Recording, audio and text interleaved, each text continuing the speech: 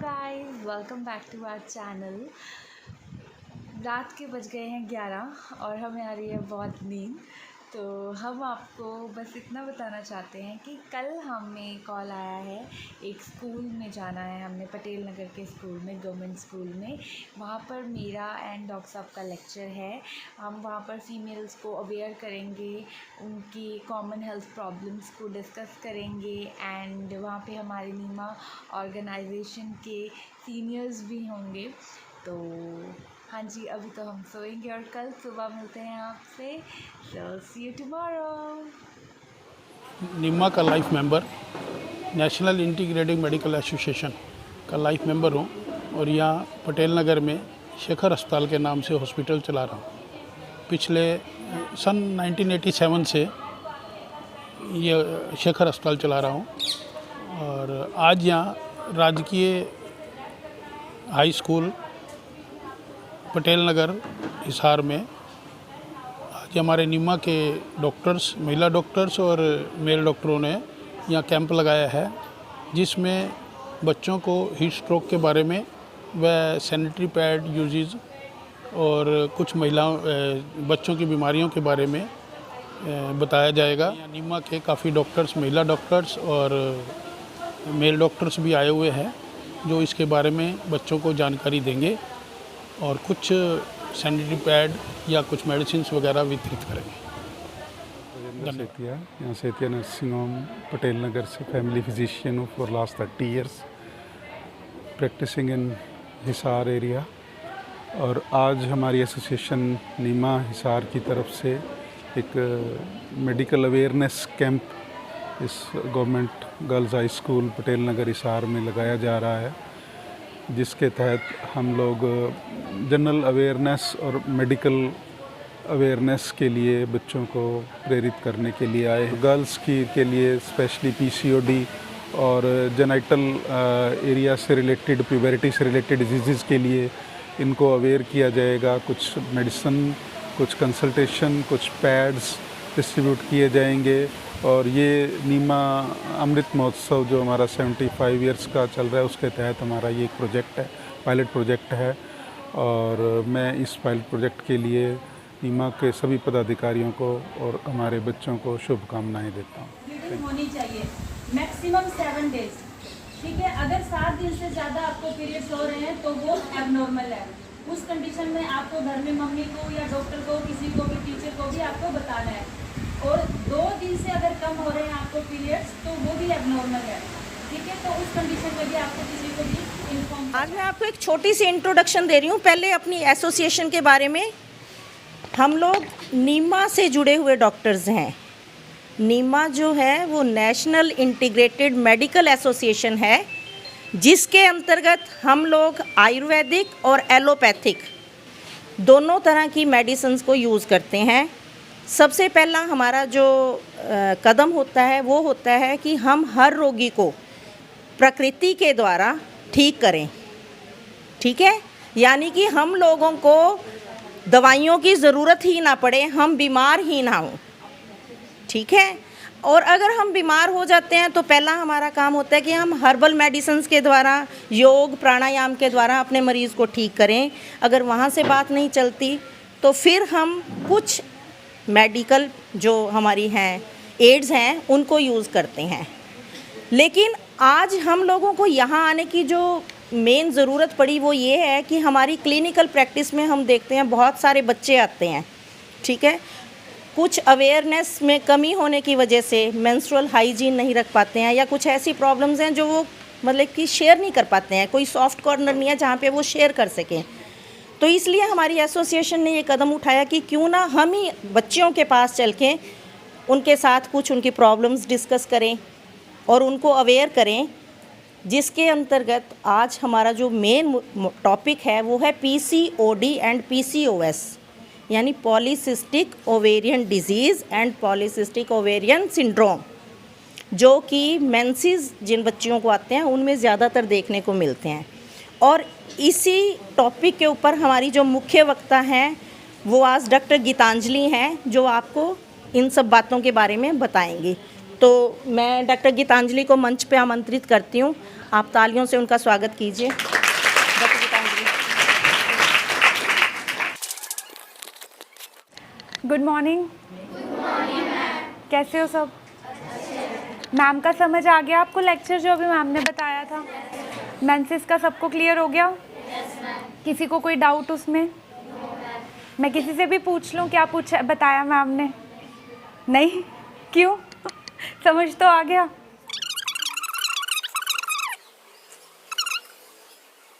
अच्छा लिसन, अभी मैम ने आपको बताया कि नॉर्मल मेंसेस जो होते हैं वो 4 to 5 डेज़ रहते हैं, 5 to 7 डेज़ नॉर्मल में काउंट होते हैं, और 21 डेज़ का साइकिल रहता है, जो कि यूजुअली स्टार्टिंग में 21 डेज़ टू 40 डेज़ का साइकिल नॉर्मल माना जाता है, क्योंकि 1-2 साल हार्मोन्स को सेट होने में लगते हैं। हम लेमन लैंग्वेज में ही बात करेंगे। कुछ भी प्रॉब्लम है पूछ लेना मेरे से, ठीक है?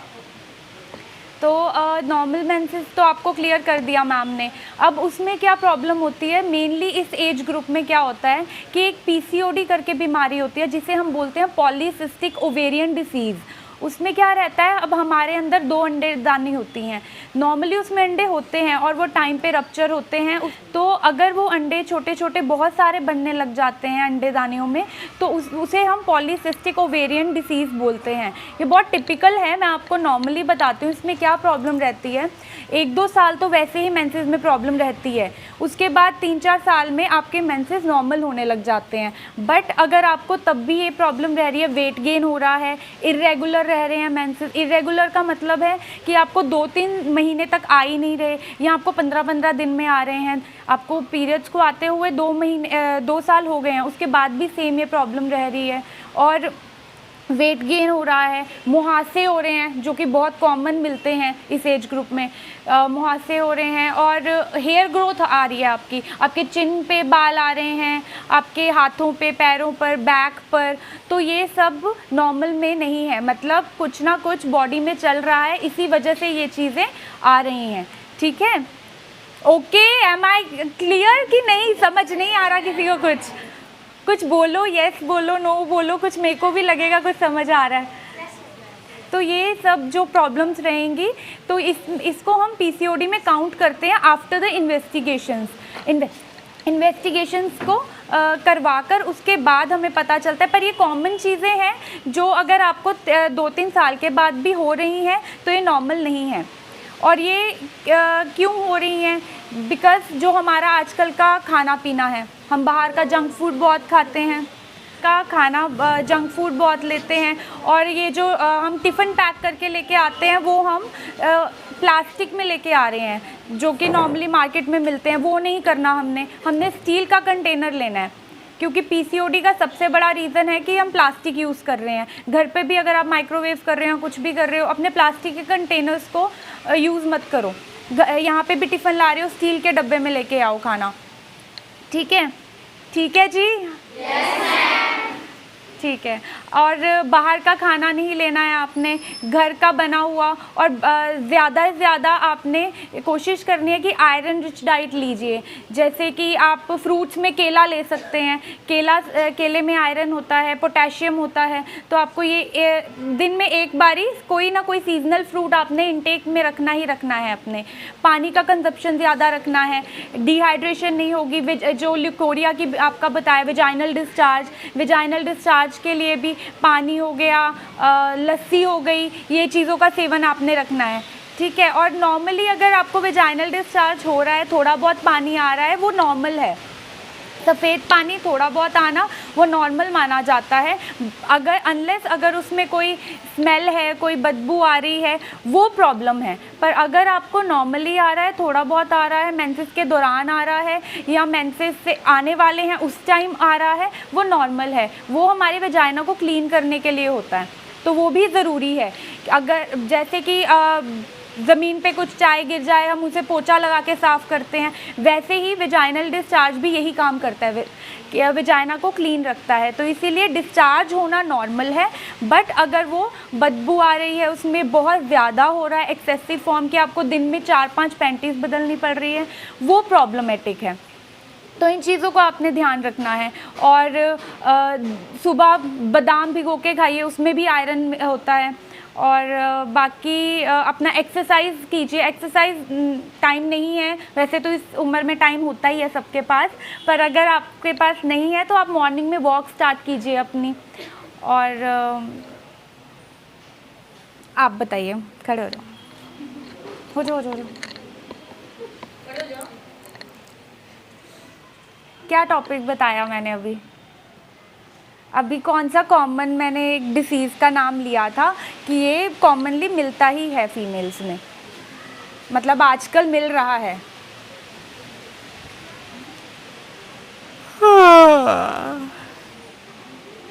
बताओ, कुछ तो बताया होगा, इतने टाइम से बोल रही हूँ, कुछ समझ आया? जो याद है मैम की बोली भी वो बता। केला खाना चाहिए बिल्कुल। और हाँ जी,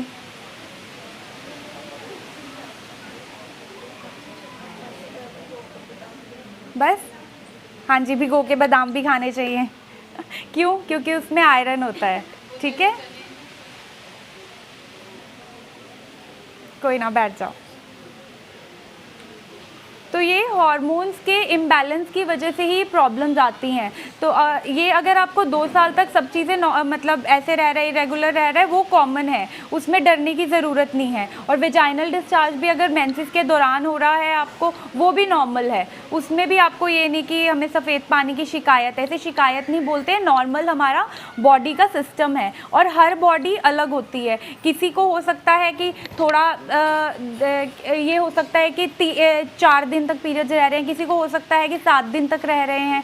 तो ये साइकिल 3 to 7 नॉर्मल में काउंट होगा, पर ये नहीं सोचना कि उसको 3 दिन हो रहे हैं, मेरे को 7 दिन हो रहे हैं तो हमारा एबनॉर्मल है। सबकी बॉडी अलग है तो अपने अलग तरीके से रिस्पॉन्ड करती है। ठीक है, पीसीओडी का मैंने आपको बता दिया क्या क्या सिम्टम्स होते हैं, वेट गेन होता है, मुहासे हो जाते हैं, तो इन चीज़ों का आपने ध्यान रखना। हेयर ग्रोथ होती है, जैसे कि मेल जो हार्मोन होता है वो फीमेल्स में ज़्यादा होने लग जाता है, इस वजह से ये प्रॉब्लम होती है। तो मेन आपको डिसीज़ नहीं तो एक सिम्टम्स तो याद रखिए कि ये प्रॉब्लम्स होती हैं, इसी की वजह से हो सकता है हमें और भी कोई डिसीज़ हो रही हो। ठीक है जी,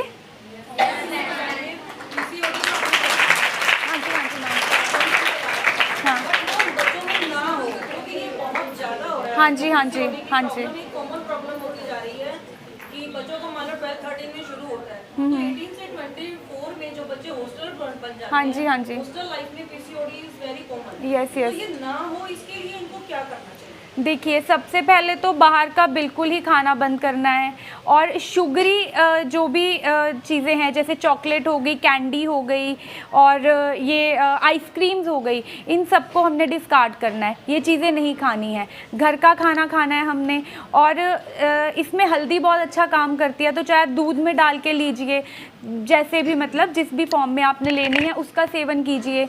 और बाकी मैंने आपको स्टील का और प्लास्टिक का बताया, क्योंकि प्लास्टिक के कंटेनर में भी अभी रिसर्च आई है कि प्लास्टिक के कंटेनर को भी ज़्यादा यूज़ करने की वजह से फीमेल्स में ये प्रॉब्लम मिल रही है, क्योंकि हम जॉब्स में जाते हैं या स्कूल में आते हैं तो हमारा वही कंटेनर होता है जो प्लास्टिक का ही यूज़ करते हैं, टिफ़िन वगैरह, तो उसे स्टील में कन्वर्ट कीजिए।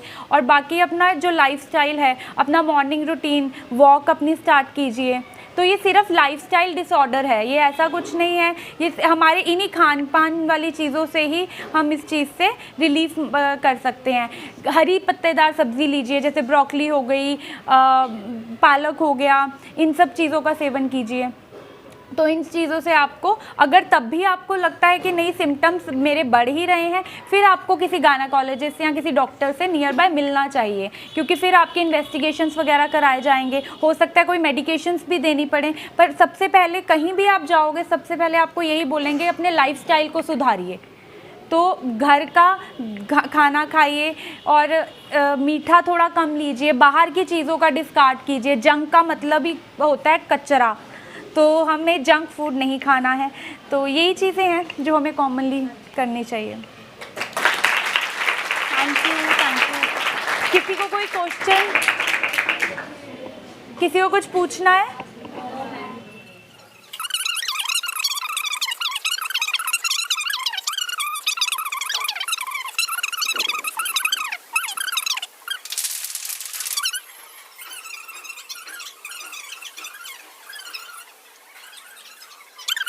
इंट्रोडक्शन दे देता हूँ मेरा। मैं हिसार में आधार हॉस्पिटल का नाम सुना है आपने?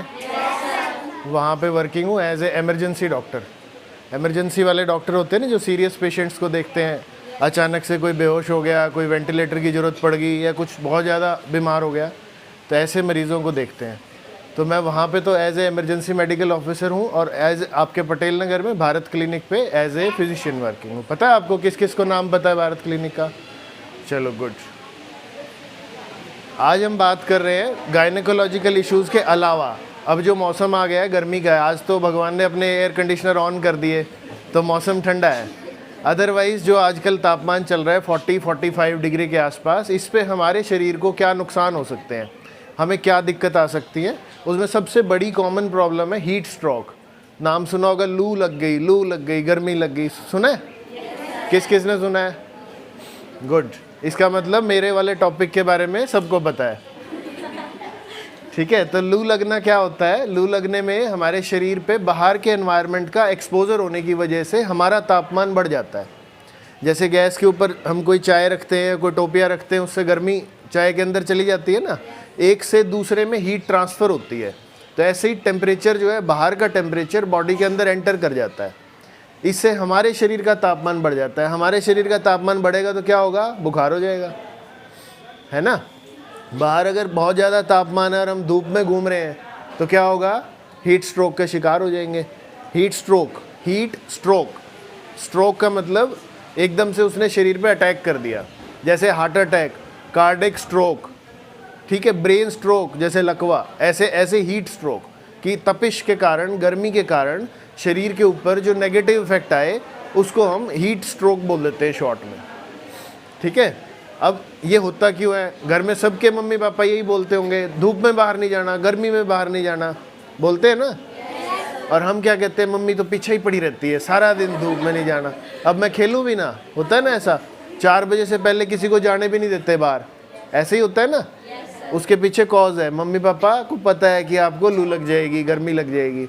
इसमें सबसे ज़्यादा जो प्रभावित होते हैं वो या तो बच्चे प्रभावित होते हैं या बुज़ुर्ग प्रभावित होते हैं, जिनकी उम्र 50-60 साल से ऊपर होती है।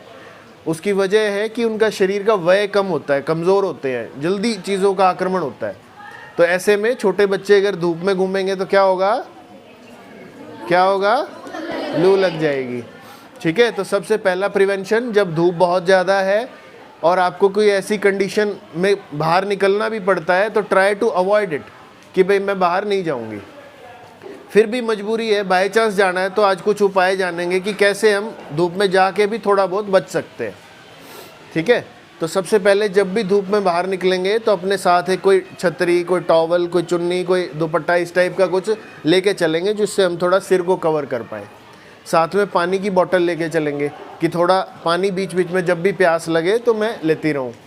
ठीक है, इससे गर्मी नहीं लगती। उसके बाद खाने में, जैसे घर से निकल रहे हैं तो 1 ग्लास ऑफ वाटर या 1 ग्लास ऑफ लस्सी वो कंज्यूम करके चलेंगे, पानी पी के चलेंगे।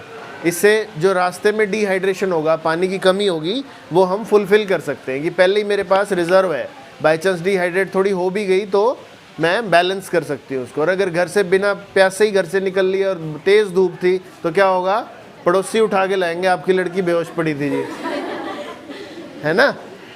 तो सबसे पहले हमें इन चीज़ों का ध्यान रखना है। उसके बाद फिर भी कोई हमारे पास ऑप्शन नहीं है, बाई चांस गाड़ी नहीं है, मेरे को पैदल ही जाना है मार्केट तक, कोई काम हो गया, तो एक टॉवल को गीला कर लेंगे, तो उसको बीच बीच में से जहाँ गर्मी लगी मुंह पोंछ लिया, थोड़ा सिर पोंछ लिया, उससे हम तापमान को कम कर सकते हैं। बेसिकली गर्मी से बचने के लिए हमें तापमान ही कम करना है।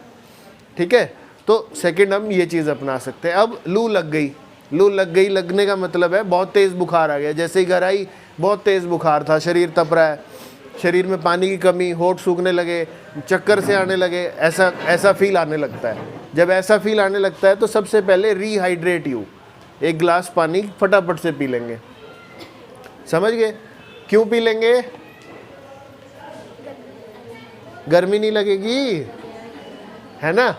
पानी की बात हो रही है सारी की, डिहाइड्रेशन हो जाएगा, तापमान बढ़ जाएगा। हमने क्या करना है? तापमान ही कम करना है।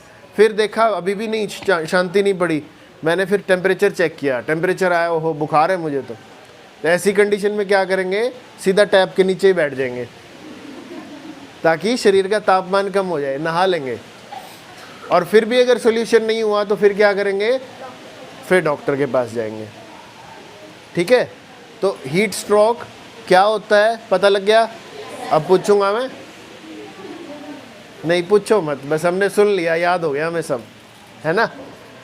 तो गर्मी लगना है हाँ जी हाँ जी। तो गर्मी में सबसे पहले तापमान से बचने के लिए जो लू लगने से बचने के लिए हमें उन उपायों का प्रयोग करना है जिससे हमें गर्मी ना लगे। लड़कियों के पास तो ऑलमोस्ट सबके पास चुन्नी होती है, बाई चांस स्कूल से घर जा रहे हैं, एग्जैक्टली वही टाइम होता है आपका जब आप धूप के संपर्क में आते हो। ठीक है, तो उस टाइम पे अपने को अच्छे से कवर कर लेना है ताकि डायरेक्ट धूप ना रहे। जिसका घर दूर है बेसिकली वो बात इसी के लिए है, ऐसा ना हो कि पड़ोस में तो आधा घंटा लपेटने में लग गया, है ना। जिसका घर थोड़ा दूर है, चल के पैदल जाना है, पानी की बोतल भी नहीं है, तो अपने यहाँ से पानी भर के फिर लेके जाएंगे। रास्ते में प्यास लगे तो थोड़ा थोड़ा पानी पी लेंगे। पानी पीने में कभी भी गर्मियों में कंजूसी नहीं करनी है। ऐसा नहीं कि अभी थोड़ी देर में जाऊँगी, नहीं अभी काम कर रही हूँ, मैडम ने काम दिया ना, बीच में से थोड़ा सा गैप लेके बोतल से पानी पी सकते हैं। हर बच्चा अपनी बोतल स्कूल में ज़रूर लेके आएगा।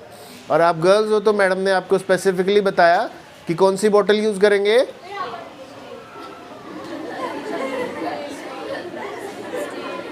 जोर से बोलो, खाना नहीं, हाँ स्टील की बोतल यूज़ करेंगे।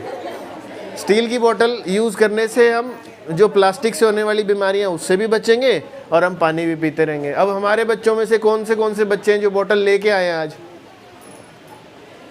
तो अब मेरा टॉपिक उन्हीं के लिए है जो बोतल नहीं लेके आए, है ना। तो कल से सारे अपनी, जब मौसम भी थोड़ा सा खुश्क होने लगेगा, आज तो बारिश होगी, फिर पानी की हमें ज़रूरत ज़्यादा पड़ेगी, तो अपनी बोतल अपने पास रखो। बेशक बड़ी ना लाओ, छोटी बोतल ही हो, पानी आपके पास अवेलेबल ही है, तो अपना उसमें से पानी फुलफिल कर लेंगे।